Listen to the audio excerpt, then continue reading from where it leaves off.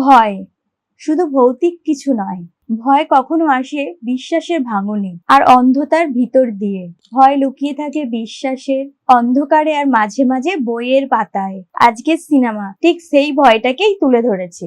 Hello বন্ধুরা, আজ আমি রিভিউ করছি নতুন Hindi super natural thriller Nikita Roy and the book of darkness. এখানে ধর্ম, বিশ্বাস, যুক্তি আর রহস্যের এমন এক জটিল গল্প বলা হয়েছে যেটা কিছুটা সময় নেবে বুঝতে, কিন্তু একবার বুঝলে আপনাকে ভাবাবে, অনেক ভাবাবে। মুভিটির রান টাইম 1 ঘন্টা 54 মিনিট।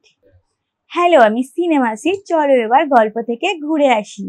গল্পের মূল চরিত্র নিকিতা রয়, এক সাংবাদিক, যুক্তিবাদী ও খোঁজ নিতে ভালোবাসে। তার ভাই সানালের মৃত্যু এক রহস্যময় পরিস্থিতিতে হয়।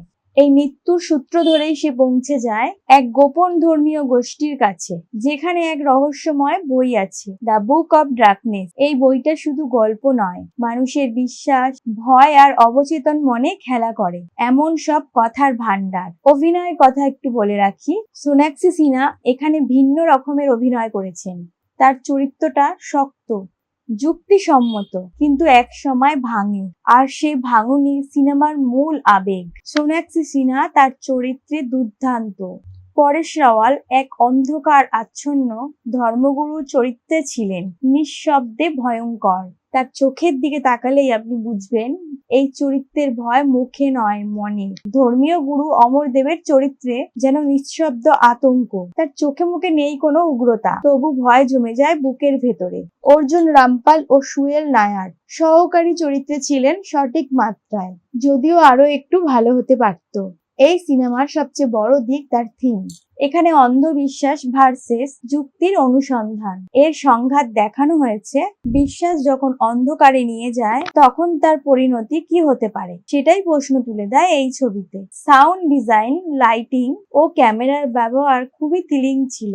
আপনি আস্তে আস্তে অনুভব করবেন আপনিও কি এই ধর্মীয় ভয় বা মানসিক দুঃস্বপ্নে ঢুকে পড়েছেন। তবে সিনেমার মাঝখানে গতি কিছুটা ধীর হলেও আর কিছু চরিত্র আরো ভালো স্পষ্টভাবে দেখালে গল্পটা হয়তো আরো বেশি ইম্প্যাক্টফুল হতো।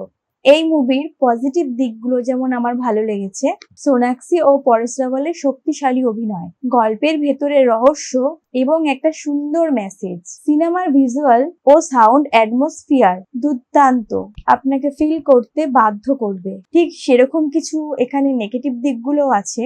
মুভির মাঝখানের গতি কিছুটা ধীরে চলে, কিছু সাপোর্টিং চরিত্রে গভীরতা কম, স্ক্রিপ্ট আরো টান টান হতে পারত। কনক্লুশনটা এরকম, সব মিলিয়ে Nikita Roy and the book of darkness একটা এক্সপেরিমেন্টাল ও ফিজিওলজিক্যাল হরর সিনেমা। যারা অন্ধবিশ্বাস, রহস্য আর আত্মজিজ্ঞাসার সিনেমা পছন্দ করেন তাদের জন্য এই ছবি ভীষণ উপযুক্ত।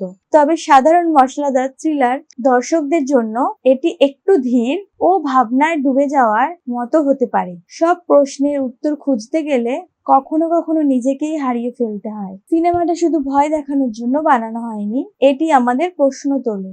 বিশ্বাস কি সত্যি মুক্তি দেয়, নাকি সেই বিশ্বাসই আমাদের বন্দী করে ভয় আর অন্ধকারে। সব মিলিয়ে Nikita Roy and the book of darkness এক রহস্যময় জার্নি। যারা থ্রিল, যুক্তি আর অন্ধবিশ্বাসের সংঘাত পছন্দ করেন তাদের জন্য এটা একদম উপযুক্ত সিনেমা। সিনেমাসির তরফ থেকে এই মুভির রেটিং 5-এর মধ্যে 3। ভিডিও ভালো লাগলে লাইক দিন, কমেন্টে জানান আপনার মতামত আর সাবস্ক্রাইব করুন আরো এরকম মুভি রিভিউর জন্য। টাটা।